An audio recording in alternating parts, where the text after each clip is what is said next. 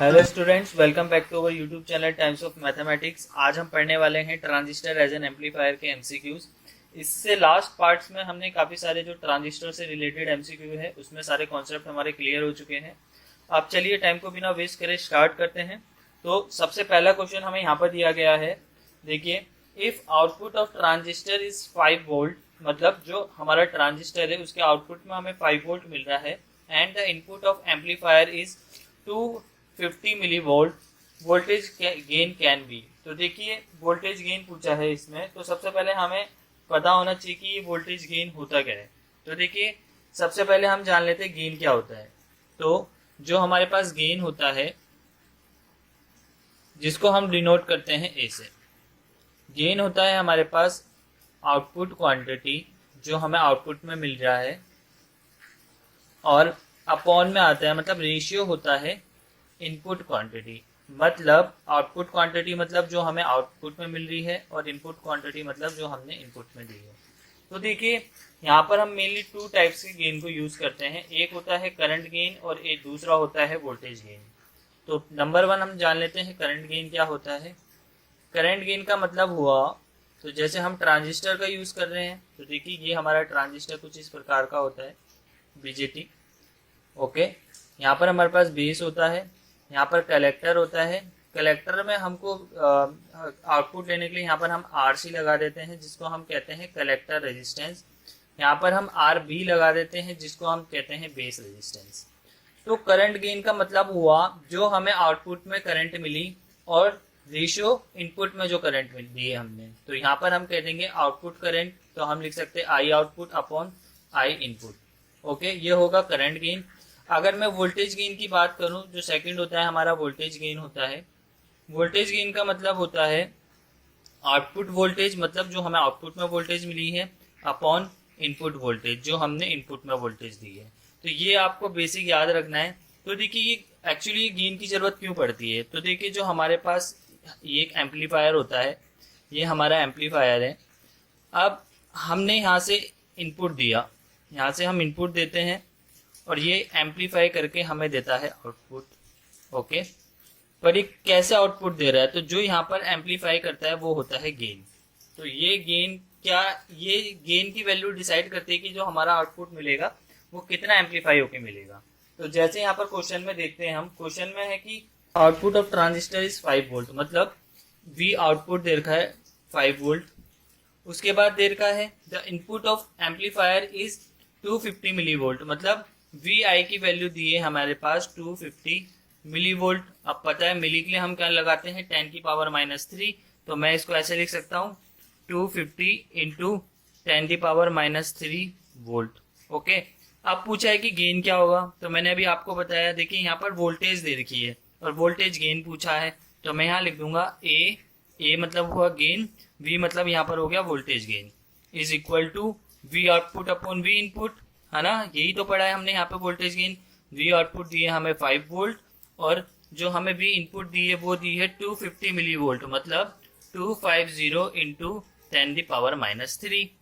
तो हम इसको कैसे लिख सकते हैं, AB इक्वल्स टू, ये 10 की पावर -3 ऊपर ऐसे चली जाएगी, 5 इंटू 123 अपॉन 250।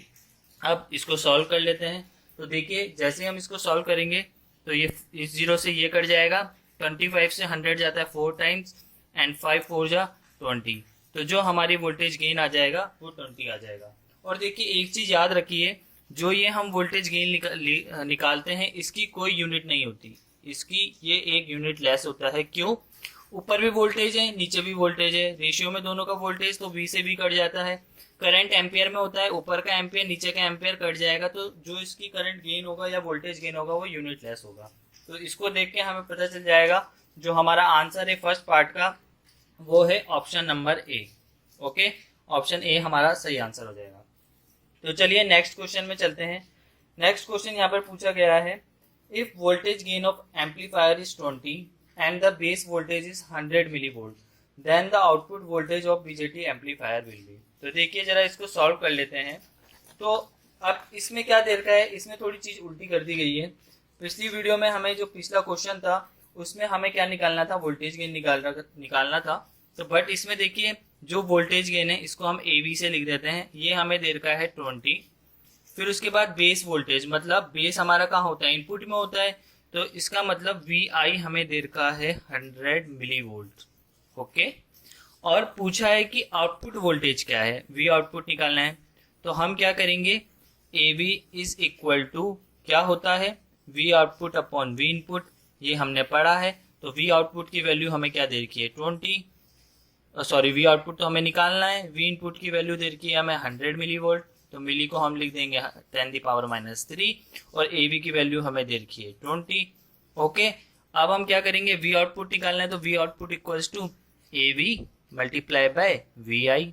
तो AB की वैल्यू है हमारे पास 20 मल्टीप्लाई बाय 100, और ये 10⁻³ है, तो -3 मतलब नीचे आ जाएगी 3 जीरो, ऐसे करके इन 3 जीरो से ये 3 जीरो गए, तो V आउटपुट हमें मिल जाएगा 2 वोल्ट। ये हमारा हो जाएगा 2 वोल्ट। तो जरा देखिए ऑप्शन में 2 वोल्ट कौन से नंबर पे है। जी हाँ, ऑप्शन नंबर जो हमारा फर्स्ट है 2 वोल्ट, तो इसका आंसर हो जाएगा ऑप्शन नंबर A 2 वोल्ट। देखिए बेसिक आपको पता होना चाहिए, अगर बेसिक फॉर्मूले पता होगा तो आप कोई भी क्वेश्चन निकाल लेंगे। तो चलिए नेक्स्ट क्वेश्चन में चलते हैं। Question number 3, if internal resistance of BJT is 20 and the collector resistance of amplifier is 1200, then voltage gain will be. तो देखिए इसमें क्या दे रखा है, इसमें बोल रहा है इंटरनल रेजिस्टेंस ऑफ BJT, तो यहाँ पर हमें गिवन है RI। ठीक है, ये क्वेश्चन नंबर 3 है। इंटरनल रेजिस्टेंस दे रखा है, मतलब जो इनपुट की साइड रेजिस्टेंस है ट्रांजिस्टर के, मतलब जो हमने ट्रांजिस्टर बनाया था इसके यहाँ पे जो इनपुट साइड में रेजिस्टेंस है उसकी वैल्यू दे रखी है, वो कितनी दी है हमें यहाँ पे 20। तो हम सबसे पहले जो जो चीज हमें पता होगी वो लिख लेंगे। उसके बाद दिया है collector resistance of amplifier is 12, तो कलेक्टर रेजिस्टेंस के लिए हम RC लिखते हैं। और देखिए इसमें देखिए यहाँ पे जो कलेक्टर रेजिस्टेंस होता है वो हमें आउटपुट में मिलता है, तो इसका मतलब जो ये यहाँ पर हमें रेजिस्टेंस दिया है ये आउटपुट रेजिस्टेंस दिया है, तो हम इसको बोल सकते हैं RO, और वो उसकी वैल्यू हमें क्या दी है यहाँ पे 1200, मतलब 1200 ओम, 1200 ओम हमें दी है। और हमें पता लगाना है कि यहाँ पे वोल्टेज गेन कितना होगा, तो देखिए हमें निकालना है वोल्टेज गेन। अब हमको पता है वोल्टेज गेन का फॉर्मूला होता है V output upon V input. Okay, अब देखिए V इज इक्वल टू क्या होता है I into R, voltage equals to I into R. अब अगर मैं आउटपुट वोल्टेज की बात करूंगा तो I तो सेम रहेगा इंटू आर, मतलब जो आउटपुट में मिल रहा है, आउटपुट में हमें कहाँ मिलता है कलेक्टर के पास, अपॉन इनपुट में करंट सेम रहेगा, रेजिस्टेंस इनपुट रेजिस्टेंस मतलब RI। अब देखिए I से I कट जाएगा, तो यहाँ पर जो हमारी वोल्टेज गेन आएगी RC की वैल्यू क्या है हमारे पास 1200 मतलब 1200, और इनपुट की वैल्यू है हमारे पास 20। तो इससे जब हम इसको काटेंगे 0 से 0 गया, ये 60 टाइम्स चले जाएगा, तो हमारा जो वोल्टेज गेन निकल के आ जाएगा वो आ जाएगा 60। ओके, तो देखिए इसमें जरा कोई ऑप्शन है 60, yes, option number A is given 60, तो इसका आंसर हो जाएगा यहाँ पे 60। ओके, तो चलिए नेक्स्ट क्वेश्चन में चलते हैं। Question number 4, process of linearity increasing the amplitude of electrical signal called. Option है एम्पलीफिकेशन, सेकंड ऑप्शन है मॉड्यूलेशन, थर्ड ऑप्शन है एटेन्यूएशन। तो देखिए जब एम्पलीट्यूड की बात आती है, तो एम्पलीट्यूड की बात आती है तो समझिए हम इनपुट में देते हैं सिग्नल ऐसा, ठीक है, और हमें आउटपुट में मिलता है एम्पलीफाई होके कुछ इस तरह। अगर ये हम कौन सा यूज कर रहे हैं, कॉमन बेस या कॉमन कलेक्टर, ठीक है। देखिए जो भी कॉमन बेस और कॉमन कलेक्टर होते हैं इनमें जो एम्पलीफिकेशन होता है बहुत कम होता है, तो सबसे ज्यादा एम्पलीफिकेशन मिलता है हमें कॉमन एमिटर में, वो मिलता है हमें इन्वर्टेड, कि जो कॉमन एमिटर होता है उसमें एम्पलीफिकेशन 180 फेज शिफ्ट के साथ मिलता है। तो देखिए एम्पलीट्यूड में वेरिएशन किस में हो रहा है, एम्पलीफिकेशन प्रोसेस में, तो इसका आंसर हो जाएगा हमारा एम्पलीफिकेशन, ऑप्शन नंबर ए।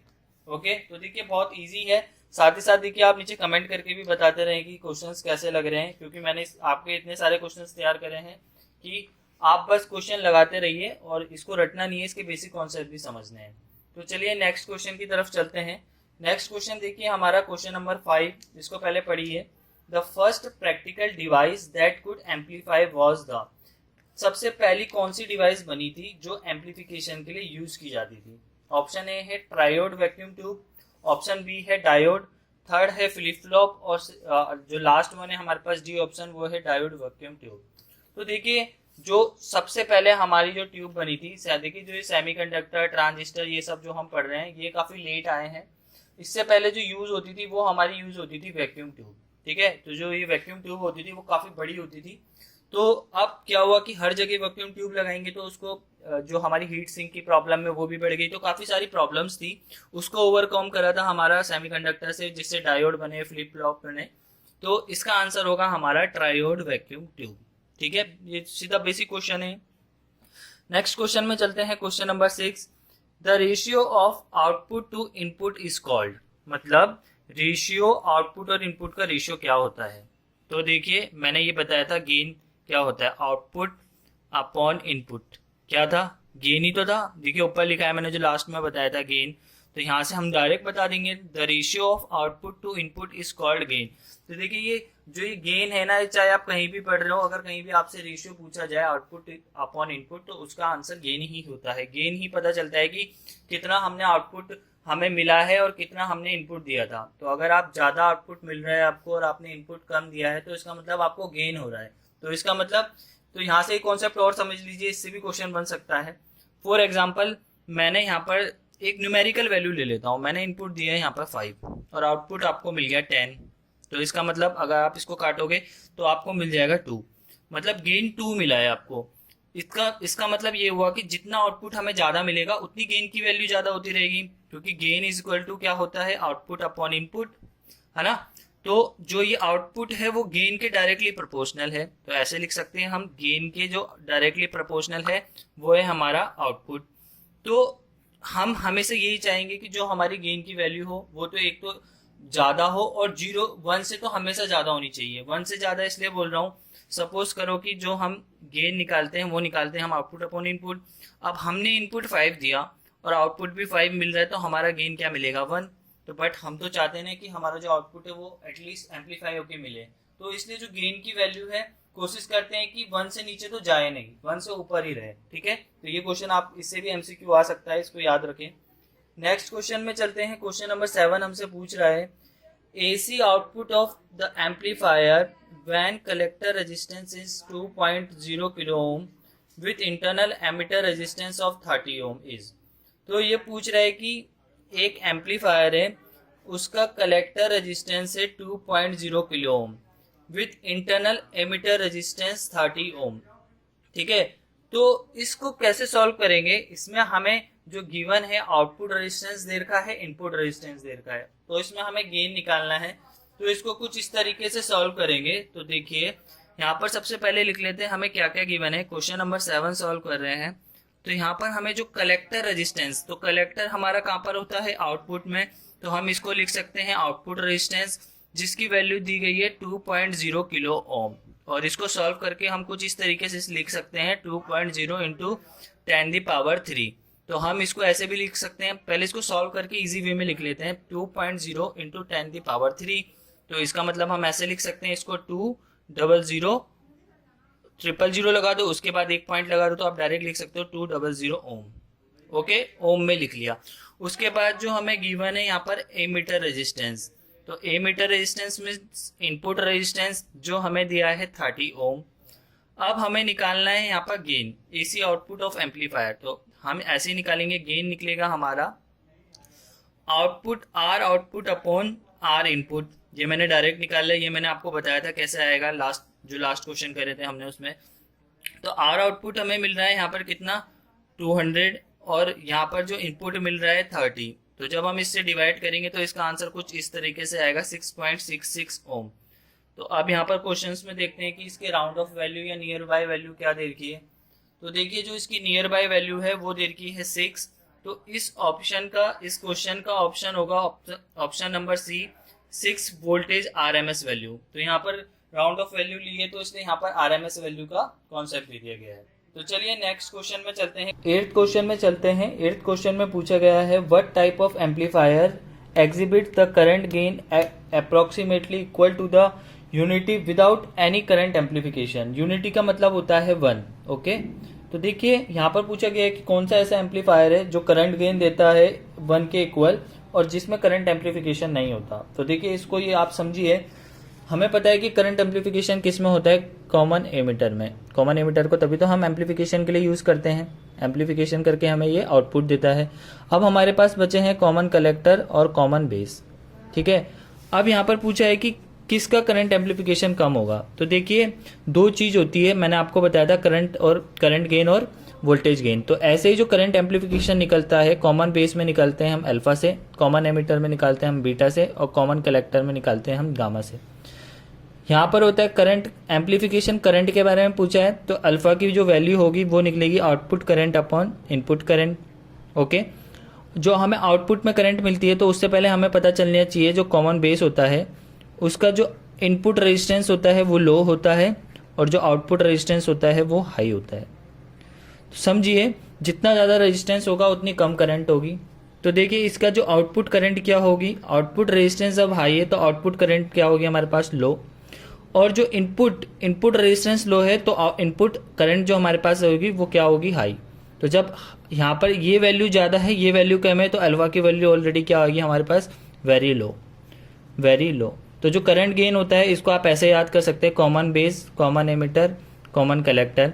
अगर मैं बात करूँ करंट गेन की या करंट एम्पलीफिकेशन की, यहाँ लिख देते हैं करंट एम्पलीफिकेशन की बात करूँ तो इसका सबसे लो होता है, इसका मॉडरेट होता है और इसका सबसे हाई होता है। और अगर मैं वोल्टेज गेन की बात करूं तो इसका जो होता है सबसे हाई होता है, इसका मॉडरेट होता है और इसका सबसे लो होता है। ये आप याद रखें, इससे बहुत सारे क्वेश्चंस निकल के आएंगे इसी टेबल से।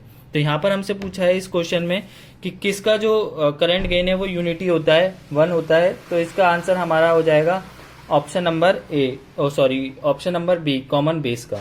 ओके, नेक्स्ट क्वेश्चन में चलते हैं, क्वेश्चन नंबर 9। इसमें पूछ रहा है what should be the level of input resistance, input resistance की क्या वैल्यू होनी चाहिए to allow the occurrence of source loading in common base configuration. Common base configuration अगर हम यूज कर रहे हैं तो उसमें इनपुट रेजिस्टेंस की क्या वैल्यू होनी चाहिए जिसमें जो हम लोड यूज करें उसमें कोई इफेक्ट ना पड़े। तो देखिए इसमें जो इनपुट रेजिस्टेंस की वैल्यू होती है लो होती है, तो इनपुट जो रेजिस्टेंस है उसकी वैल्यू अगर लो रहेगी तो हमें उसमें कोई इफेक्ट नहीं पड़ेगा। तो चलिए अब 9 क्वेश्चन हो गया है, अब नेक्स्ट क्वेश्चन में चलते हैं, क्वेश्चन नंबर 10 की तरफ। तो देखिए आपके सामने आ गया है क्वेश्चन नंबर 10। क्वेश्चन नंबर 10 को पढ़ लेते हैं सबसे पहले, थोड़ा सा इसको नीचे कर लेते हैं, आपको और क्लियरली दिख जाएगा। क्वेश्चन नंबर 10 है what is the phase shift between the input and output voltage of common emitter amplification. तो देखिए हम जो कॉमन एमिटर एम्पलीफायर्स होते हैं उसका जो आउटपुट निकलता है वो एम्पलीफाई करके देता है और साथ ही किसकी शिफ्ट करके देता है, 180 डिग्री। ये मैं आपको पहले ही बता चुका हूँ।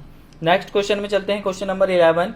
Which capacitor is used to block the DC by allowing to pass only AC portion of the amplified signal to the load। मतलब ये कह रहा है कि कौन सा कैपेसिटर DC को ब्लॉक करता है और AC को पास करता है अक्रॉस द लोड। तो लोड की बात हो रही है, तो आप इसको देखिए अच्छे से समझिए, मैं आपको इजीली समझा देता हूँ।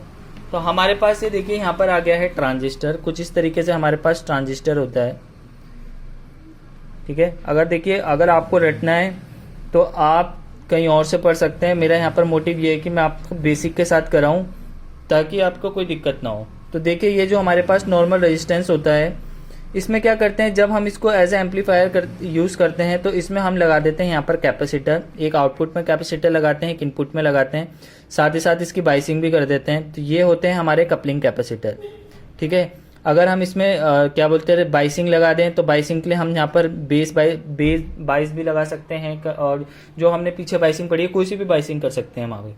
तो यहाँ पर ये पूछ रहा है कि कौन सा कैपेसिटर डीसी को ब्लॉक करता है। तो देखिए कैपेसिटर जो होता है वो ब्लॉक करता है हमारा, ब्लॉक करेगा मतलब रोक देगा किसको, डीसी को, और पास करेगा किसको, एसी को। आप इसको ऐसे भी रख सकते हैं कि डीसी हमारी कैसी होती है, सीधी। तो जैसे ये सीधी आएगी यहाँ प्लेट से ब्लॉक करके रुक जाएगी।